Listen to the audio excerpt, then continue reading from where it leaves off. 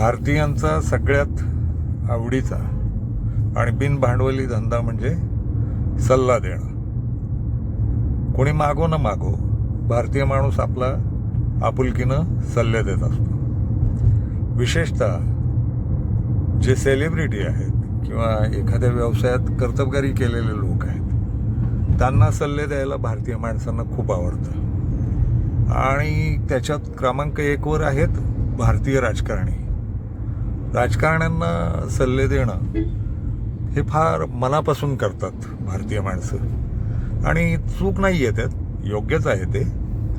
फक्त एक आहे की त्याचे त्याला प्रयोग करू द्यावे त्या राजकारण्याला, आणि त्याचं त्याला जगू द्यावं, आणि त्याला काय यश मिळवायचं किंवा फसायचं आहे ते फसू द्यावं, याची नितांत चिंता भारतीय माणसं करतात. आणि मग त्याला ते त्याची जबाबदारी घेऊन हे सांगत असतात, त्यानं काय केलं, त्यानं काय करू नये.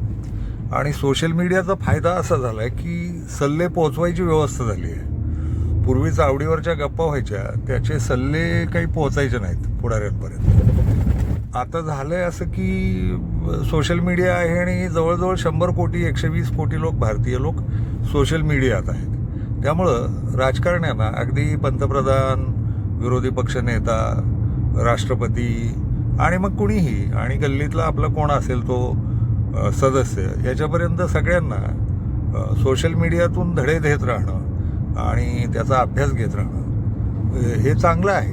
म्हणजे मला याला काही नावं ठेवायची नाहीत, पण बिचारा तो तिकडं जगत राहतो आणि त्याचं जे काय व्हायचं ते होत राहतं आणि लोक काळजी करत राहतात. पण या काळजीत कंसात एक वाक्य असतं की बहुधा त्या राजकारण्याला डोकं नाही आहे आणि आपण त्याच्या डोक्यात भर घातली पाहिजे.